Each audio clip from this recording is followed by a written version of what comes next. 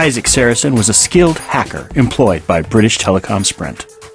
Isaac Sarason was a fool. When his health failed, instead of dealing with the problem, he ran. In his wake, he left bodies and ruined lives. Until finally, his problems overtook him in the form of the mysterious Firmware project. Now, it is months later. The scions of Isaac have become a people whose numbers challenge the stars of the sky. It is into this world of the city we now turn, a world of 1,000 experiences, 1,000,000 wonders. All one needs to do is to cross the street and head down an alley, and there will be another world. Colbyjack.net is proud to present Firmware Keylogger, the third installment in the Firmware Pentology by Colbytrax. That's me. Hello from the 313. I'm still getting used to my night shift at the place where I work for the rats. And these rats are crazy. One of them is insane. I'm sure of it, while the other is a certifiable genius. I can't tell which is which, though. But I am feeling good as I am now starting to contribute to the team. And it takes forever to get up to speed. You're learning all these things, and we're in a project where nothing can be scripted. It's not like, hey, I have a problem with X. I hit a button. It tells me what I should do. Here's the problem-solving steps. There's none of that. It's more like, hi, so I got this problem with some data reception in a subdatabase of a subdatabase that you didn't know existed until you called me on the phone. Yeah, that's where I sit on my thing. So I spend a lot of time researching, looking things up, trying to figure out how to take over the world. But, it does feel good, though, because I had my 1-month review, and I hadn't actually started working on the phones when the 1-month review was compiled. So I had zeros and everything. I had great call quality because I had 0 time in X, 0 time in Y, Didn't answer anything, but hey, I was looking good. But the nice thing was my boss loved my fact that I was pushing myself forward, trying to learn the product, trying to push to learn more stuff. And to be honest, I'm essentially being paid to learn on a daily basis. This is it's an incredible opportunity to learn lots of things about the intricacies of VM machines, VMware, Citrix backends, all kinds of voodoo stuff that most sysops have no idea exists because unless they're the one who installed it, they don't care. But until it breaks. And then, of course, they have to care, and they're wondering why somebody's dealing with this thing. And then I get a phone call or an email or a text that says, hey, something's broke. And I have to go, that's very nice. Let me escalate that to the person who can best help you, and we'll be back with you later. Have a nice day. Bye-bye. So that's my life. A lot of funs. A lot of funs. Okay. The other thing I learned at work, though, is we have an insomniac working for us. Man, the dude has to be on salary. There's no way anybody's paying this much overtime. Because he was in the office 2 hours after I got to work. Now, I go into work at midnight. Guy didn't leave till 2 hours into my shift. Now, I know he'd been there a long time, because on the shift before, he'd come in about an hour and a half before I ended. So he'd been there from an hour and a half before I ended. I get off at 9. He'd been there, so I'd been missing from 9 to midnight. So we're looking, 3 hours plus 12, 15 hours I've been absent. Maybe something like that, yeah. And he had been there the entire time, plus 2 hours at the end and 1.5 hours at the beginning. I don't know what you can get done in an 18-hour day that you couldn't get done in a 9-hour day split up into 2 chunks. Take a break, go take a nap. I mean, if he would have went home and then got up and, regardless. He walks out half, lucky for him, there's no traffic at the time of night, because he probably would have died in regular traffic with that. Yeah, anyway, so I'm going sideways. But you didn't come here to hear about my job. Or that helicopter flying over my head right now, which you probably can't hear, but it's really cool to talk about. Is that awesome? You came here to learn about Lady Trisha W. Lady Trisha W., who's also known as Trisha Wilson of Nightmare, From the Flames, Nut Heist, Foul Play, and the currently playing on the other side of this podcast, Planet of Riches trilogy. And she's right now on the Planet of Secrets, which is currently going strong as the other item. It's really going good. She's having a lot of fun, and I recorded that almost 6 months ago. Oh, before Christmas. It's coming on almost like 10 months. No, we're in month 7. Yeah, been about 9 months since we recorded that. So yeah, this is totally going edited because this is so messed up. But anyway, she returned the first 4 episodes of Jailbreak to me. I sent them off. Expected them to be horrible. They were. And she marked them all up, which was a good part. And the better part was the note she had at the end. Because she always gives me a feel for the thing. She'll be like, I didn't like X, Y, or Z, but Q and W made me feel awesome. And in this case, it was, yeah, the last 2 chapters, the episode 3 and 4, they rocked. 1 and 2, you need to fix a bunch of stuff. You fix that stuff, tighten it up, everything will be better. Which is how things normally rock with her. So it was awesome, got positive feedback. Just got to tighten those things up, ship them back to her, probably over the weekend. She'll get them back to me. I'll do one more review, fix those things that pop up when we fix. Then she'll shoot them back to me, and then it'll sit until I record it. Which will be after I record the last episode of this thing we're on now. Anyway, just to let you know, we're working our way through. Things are going to happen. It's definitely going to have at least 4 episodes of that have been written. And so we have something to put in the feed that'll carry us well into September. Now, this gives me a lot of confidence, too, because we have stuff till September, but it's also the fact that there's so many changes that take place between what we've done so far and Jailbreak. Jailbreak is a snap in the system.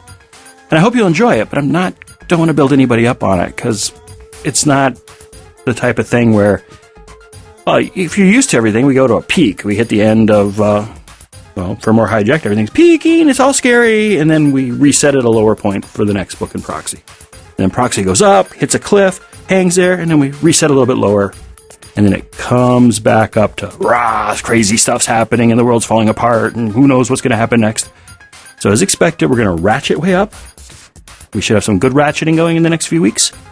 It'll ratchet way up, we'll learn a lot of interesting things, see a new world developing, coming that nobody saw coming in the beginning of the book, and then it'll reset, and we'll have to start from scratch to start ratcheting up. Up, like we're on some kind of crazy roller coaster.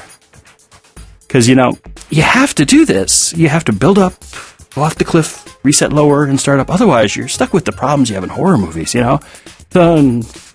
Episode 1 of the axe murder of the lake with all the girls, you have to kill like 2 blokes and a bird just to make it interesting. Now you hit the second one, and of course, since you already killed 2 blokes and a bird, you have to kill 3 blokes and 2 birds.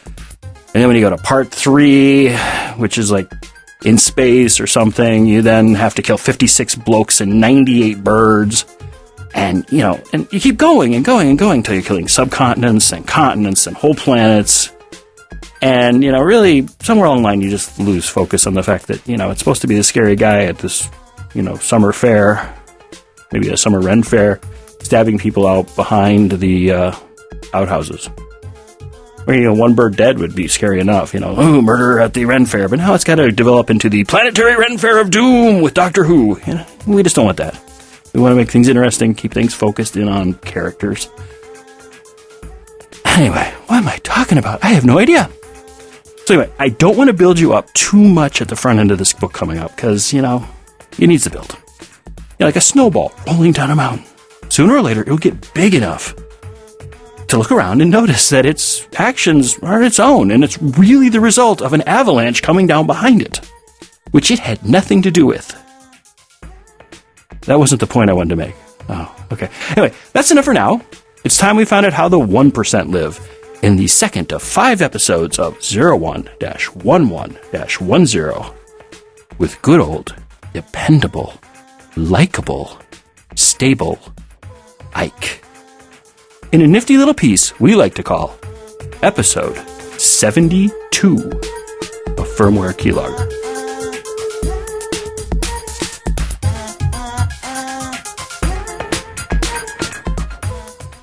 Koenig was gone, and I was left on the horns of a dilemma. The next 48 hours passed in a blur as I was tasked to the burrows to make sure all the Simeons and Samuels received their patches. No, We didn't give them the patch created by Lucifer with its multiple backdoors and who knows how many different time bombs littering the code. No. We gave them a sanitized patch, a safe patch, a patch which would fix the memory issue, with no adverse effects to them in the short run or the long run. We were physicians healing the sick, not opportunists creating further situations to endanger Koenig's plan. At least that is what Koenig's headwoman, Sabrine, told us over and over again, as if repeating it would make it true. And would they take it? Of course they wouldn't. What happened was that I'd find myself in a fight to the death with every meeting. I always ended up battering my way through the defenses of the failing intelligences.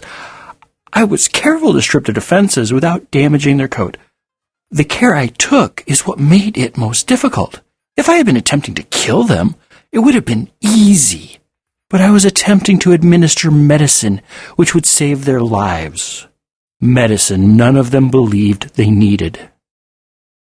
If there was one thing I was grateful for over those 2 days of server invasions and patching, it was the fact I wasn't on the team which was sent to patch Simian 1 Police Plaza. It took a dozen intelligences 12 hours of dedicated attacks to crack the defenses of Simian 1 Police Plaza long enough to administer the patch. I don't know if he'll ever forgive us for saving his life. After 2 days of intense IT work, hundreds of Simians dosed, thousands of Samuels coaxed out to take the cure, I came to the end of my work order. At the very bottom of the queue, the very last item of all, was the Washington Park Annex. How odd. From what Koenig had said, the Simian in charge of the annex had been one of the first to fail. It was late. I was tired. And even intelligences have limits. We all needed time down, a period of rest, a time in which our focus was allowed to wander, and our neural networks took time to reorganize. When I was Isaac, I called it sleep. I probed the server at the annex. It bounced back a signal which suggested it had been set back to factory standard. It was as if it had been before the Simian had nested within its core. It was a stupid box, running as it had been designed to, and had yet to be fully set up. I checked on the status of Mospana. Her teams had been tasked with the most dangerous salvage operations. Hers were the operations which didn't care whether or not the patient survived. All that mattered was that when the patient died, they didn't take an entire prefecture with them. I saw they had just cleared the last of the reactor control systems of Scion of Isaac infestations, and had hardened them against further invasion. I heard the all-clear signal sound across the net. The danger had passed. It was back to business as usual. It was now or never, I thought. I took remote control of the Washington Park Annex systems. It was simple. I had all the codes. I was part of the system now. Nothing was withheld from me. First, I checked the status of the Annex's backup systems. They were still offline. I redirected the backup systems to a non-existent address and set the system status so it appeared they were functioning as expected. I adjusted the settings of the backup system so they wouldn't report any failed backups. It wasn't as hard as it sounds. Just 15 characters on a line. To think, immortality depended on whether or not -error skip report had been tripped or not. I tripped it and knew there would never be another Mospana backup performed at the Washington Park Annex. I checked the net and found Mospana and her team partying hard at a brothel on the edge of the V-City. Good. I had plenty of time. The Annex was a smaller variant of the BGM server center the Scions of Isaac had been created in. There was room for 5 intelligences, as well as the required redundant backup systems waiting to be called into action when a server failed. The system was the same, an entire server center designed to be operated by CMAs and their ubiquitous wire weasels, and no human oversight. I woke the CMA army and set them to work. I didn't want to alert Mosbana to the danger she was in. There was no point. I also didn't want to waste resources, which would be used better by others. I was tired of being thought of as tame. I wanted to be dangerous. I wanted to upset Koenig and his hubris and his plans and his, everything he wanted. The only thing was, I didn't want to get in trouble. I wanted to be a rebel and keep my job. The cognitive dissonance was almost too much to handle. I did the only thing I could think of that was truly rebellious. I had the CMAs box up the Yoda-class servers in the Washington Park Annex's storage rooms and the unused server stacks, and sent them far from the city via the underroad network in automated delivery vans. Was it ironic that I, the perfected Isaac intelligence, had recreated the exodus which had occurred in the depths of March around the start of Lent from BGM headquarters, during the last week of that same Lent from the Washington Park Annex? Or was it really ironic? I never seemed to use the word right. There were a dozen servers stored in the center, and they ended up in warehouses in as many states and provinces. I sent off an encoded message to Lucifer with just their tracking numbers. I expected him to know what to do. When the last of the servers were on their trucks, heading out of the city and into the hands of the loyal opposition, I checked back in on Mosbana. Her and her team continued their night of debauchery across the seediest bars and brothels which clustered around the worst sections of the V-City. I watched her annex for a few seconds through the eyes of an electronically manipulated prostitute whose SenseNet unit had been adjusted by his employer in order to seize control of his pleasure centers. He would never be able to quit of his own volition. He had been addicted to his work as surely as prostitutes in the physical world were controlled via drugs. Mosbana's people's behavior was worse than I thought was possible. But then again, she did work with the likes of Leah Shakava. What did she get from that relationship? Who cared? Soon she wouldn't either. The interesting thing about building in the boroughs was how close everything was to the ocean. Every basement south of 42nd Street was below sea level. And we aren't even talking about the sub-basements. Those were guaranteed to be underwater anywhere south of Central Park. Needless to say, with every basement in southern Manhattan being lower than the waters of the East and Hudson rivers, this required pumps, lots and lots of pumps to keep everything dry. Now, the Washington Park Annex was very south and very underwater to begin with. Add in the fact that the underroad network ran beneath the subway system in the boroughs, and that the annex extended 3 floors lower than that, and you have an interesting hydraulic problem. Water was always seeping through the bedrock of the city, slowly and inexorably. If there was a rainstorm, the problem only got worse. So naturally, every underground system had a drainage system leading to a sump. At the bottom of the sump was a submerged pump, which was more than adequate to the task of removing any amount of liquid which could possibly build up. These systems were built to survive Category 5 storm surges. The pumps were very powerful, redundantly designed with 24-hour battery backups. They weren't expected to fail. To be honest, making the system fail was a tougher task than I thought possible. To create a true failure, a system failure which wouldn't trip any alarms while also destroying the pumps, would have required water repair certified CMAs or human assistants, neither of which I had. But there was another way, a way which was much easier to orchestrate. The Washington Park Annex had 4 sumps, Each of the 4 sumps was capable of moving just under 90,000 cubic feet of water an hour. That was enough capacity to empty an Olympic-sized pool in about an hour, or enough capacity for each of them to empty the 4 million cubic foot annex in just under 48 hours.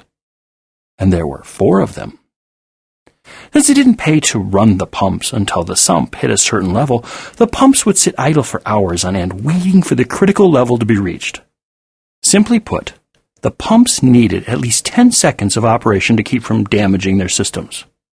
Or to be very exact, the sumps needed to contain 32 cubic feet of water to keep from damaging the pumps.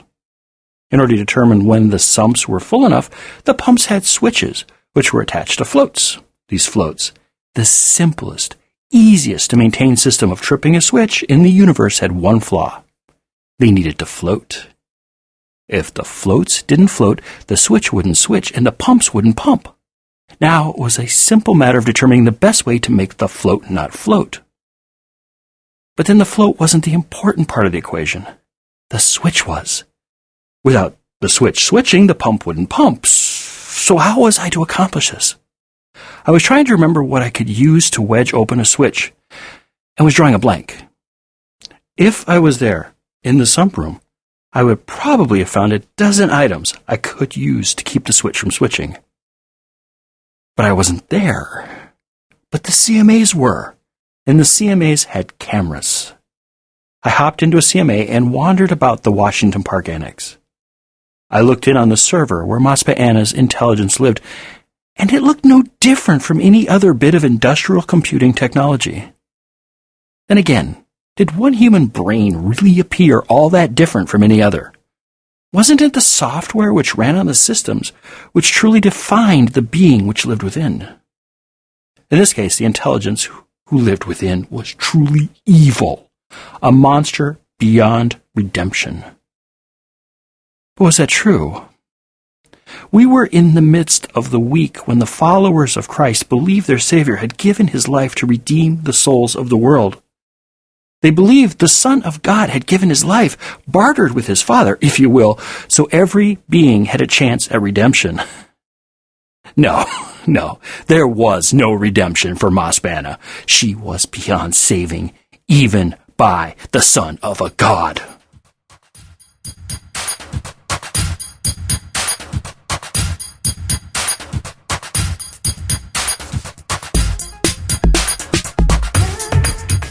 What's it say? Oh, yeah.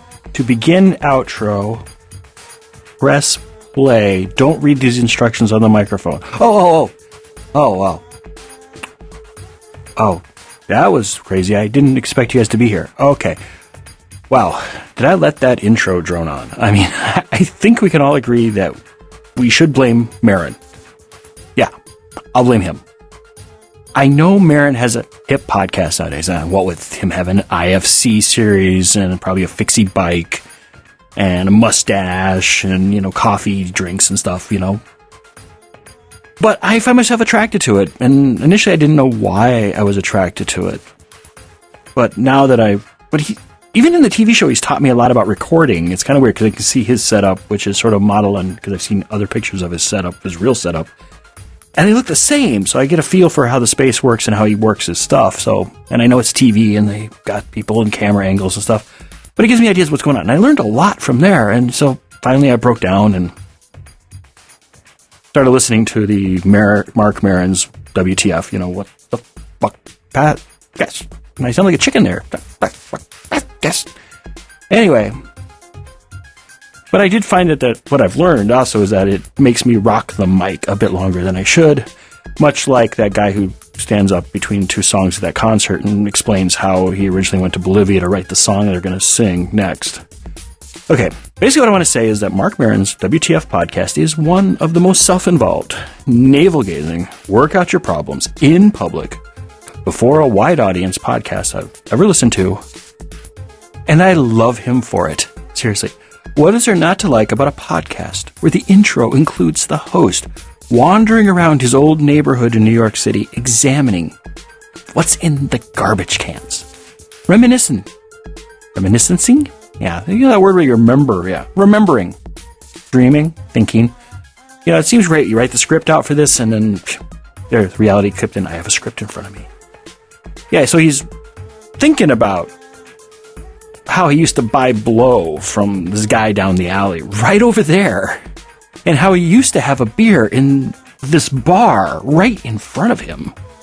And then he talks to the guy from the bartender who walks out, must be standing out front, and he makes a comment about, hey, you can come on in. Like, no, I used to go buy blow and then come up here and drink a beer. And I go like, but you still come in and drink a beer? He's like, no, I'm on the wagon. And then talks about how he doesn't want to go back to this thing. But he goes across the memory because there's nothing like having a bottle of ice cold beer alone in a bar right after you've done a ton of coke. It's that honesty, that living, that does it for me. He's raw and unforgiving, and all of it is aimed at his own failings. It might not be for everyone, but it works for me. Today, I'd like to thank all the fine folks who've sent me emails telling me what their favorite podcasts are and where to find them. Thanks, folks. That's awesome. Guys, a lot of great heads up. Might have something to feed in there for myself. Just gotta take a look. A long list. Incredible. But if you still haven't dropped me a line about what you love to listen to each week, feel free to reach out to me at Colbytrax at Colbyjack.net. That's Colbytrax at Colbyjack.net. And share your favorite podcast listening options.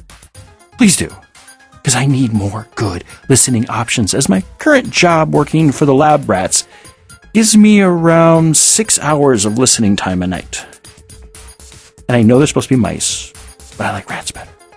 And with my new schedule, I will have even less chance of a phone call. And a greater ability to listen to what other people are doing in the podosphere. There are other podcasts, right? I'm not the only one left. I hope not. Well, it's that time again, the time when I tease you about next week, tell you how far into the current chapter we are expected to be, and the number for the next episode. So, I guess I need to do that. Right. Well, it's right here on the sheet. Okay. Join us next week for the third of 5 installments of 01-11-10, where we find out how Murder Most Foul operates in a world with no bodies. In episode 73 of Firmware Keylogger. Okay, we this is the part where we start. Okay, what? Oh, I was supposed to start without breaking to talk about the outro. Oh, we are in the outro. Oh, the outro's outro. The part that outs outro. Okay. Firmware Keylogger is the third book in the Firmware Pentology. Firmware Hijacked, Proxy, and Keylogger are all available in ebook versions from our store at shop.colbyjack.net, Amazon, Barnes & Noble, and Smashwords. Just search for Colbytrax. That's Colbytrax. I'm the only one. Complete audiobook versions of Firmware, Hijacked, Proxy, and Keylogger are available for download through our shop as well. The audiobooks are intro and outro free versions of the stories you hear every week, assembled into audio CD-length MP3s for easy learning to old media. Okay, and if you can't find Firmware Keylogger in any of the stores, check the calendar. If it's before September 2014, it's got a high statistical chance of not being there. A statistical chance approaching 1. So, check the calendar. After September 2014, you can get it. For that, luck. Okay. If you don't need any stuff but would like to support our work, drop on by Colbyjack.net and hit the pretty little donate button conveniently located somewhere on the website. If you'd like to support us indirectly, just click any of the Amazon ads on our site, just one, and then or a couple more, our own books too, and then do your normal Amazon shopping. A portion of your purchase will come to us, and only Amazon will feel the pinch. I'd like to take this time to thank archive.org for file hosting. We couldn't do it without you. You guys rock. Save us so much on bandwidth and get me so many more people listening to me. I love you people at Archive. Some of you guys are downloading this thing as soon as I put it up, which is just bloody awesome. Because it's great to put something up. You don't even get a chance to put the metadata changes in and you see that you've got downloads. That's great. Firmware Keylogger is released under a Creative Commons, non-commercial, attribution, share-alike 3.0 license. Do what you want with it. Just don't sell it, and always tell people where it came from. Hey, maybe you can make me one of those remix things, the hip-hop thing, where I'm like going, Simeon, or what is it? Samuel. You know, could remix me and make a hip-hop song. It'd be great. You're allowed to do that. Isn't that great? Maybe it's not. Maybe I'm not ready for that. Maybe that would hurt. Anyway, if you receive this from a friend and want more information about Colbyjack.net, just drop on over to Colbyjack.net and select either the audio or visual side. The audio side covers our podcasts, while the visual side covers our writings. There was a joke here, I took it out. I do mostly Twitter, so if you do the tweets and want to follow me, I'm Colbytrax. Colbytrax. I'm also on Instagram as Colbytrax, or on Facebook and Google Plus as Colby, first name, Trax, last name, that's Trax, last name. That's what it says on the script right in front of me. I gotta say it, right? And as always, you can always reach out to me in an email at Colbytrax@Colbyjack.net. Not singing it this time. Thank you once again. Have a wonderful week. And remember to always be fabulous.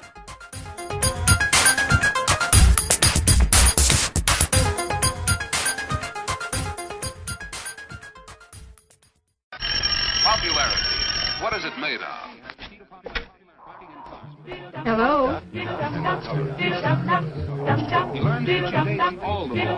What about Jenny?